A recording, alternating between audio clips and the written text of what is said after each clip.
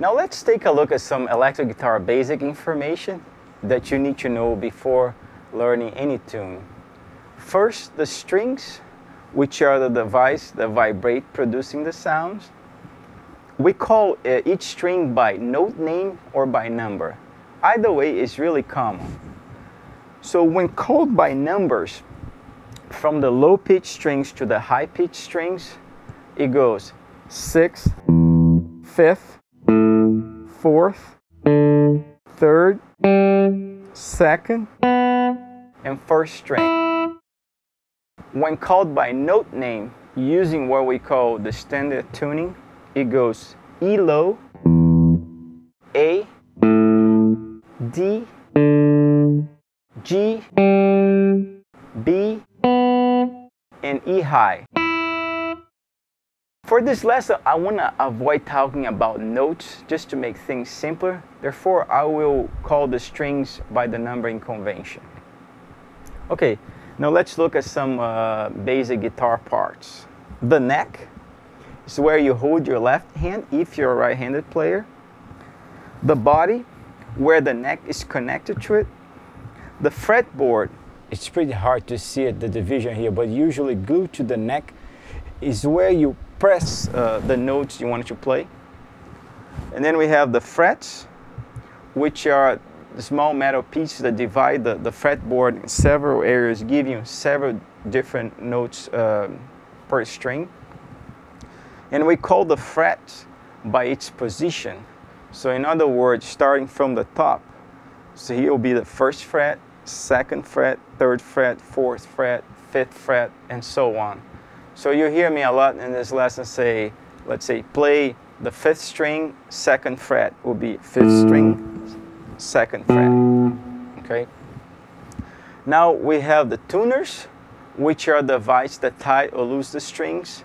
So I'm not gonna move them because I don't want to detune the guitar, but I'm sure you know this. So and then here, the headstock, where the tuners are mounted to it, and where you attach one end of the strings. Here also in the headstock, divide the headstock in the fretboard and connect to the fretboard. It's called the nut.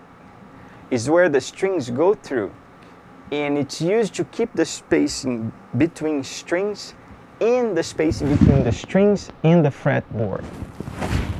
On the other hand, similar functionality is the bridge. It's connected to the body and is where is the other end of the strings are attached. It has similar functionality as the nut, which is to maintain the spacing between the strings, between each string and the strings and the fretboard. Some guitars have more of a fancier bridge with tremolo bars, so you might have one of these, but mine is simpler. It has nothing, just the bridge. So another common term, or if you haven't heard, you will hear guitar players saying a lot, it's called the action.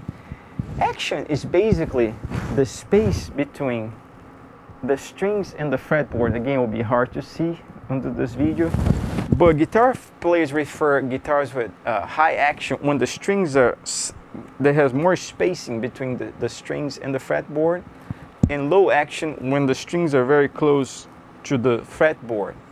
So what tends to happen is guitars with a high action are harder to play because you have to press the strings harder to get the notes, and guitars with low action are easier to play.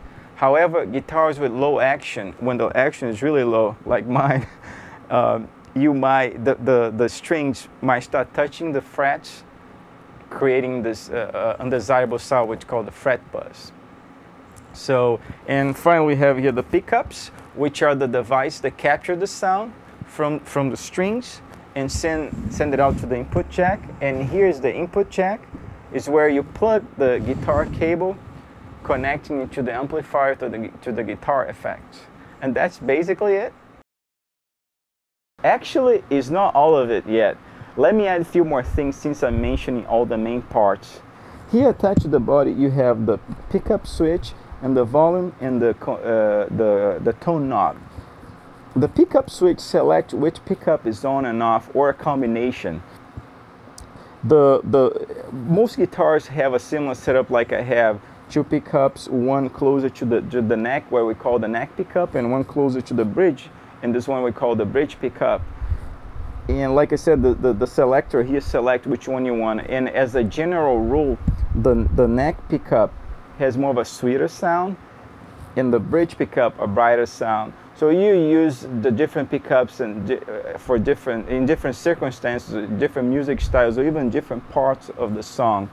And the volume and the tone knob, the names are pretty much self-explanatory. The volume controls the amount of signal is going to the amplifier, so you can do cool little effects like this.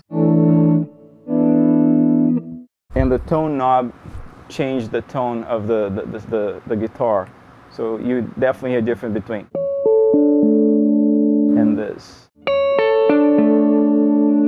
Okay, and finally, just quickly going back to the frets, I mentioned we call the frets by its position, but when you hear me saying first string, fifth fret, this naming convention, we refer the fret more of as actually the spacing between the frets. So first fret is actually the space between the first fret and the nut. Second fret, the space between second fret and the first fret, and so on. It's just a little detail, but you'll hear me saying this a lot throughout the lesson, so I wanted to clarify to you. When I say fifth fret, I'm mentioning the fifth space.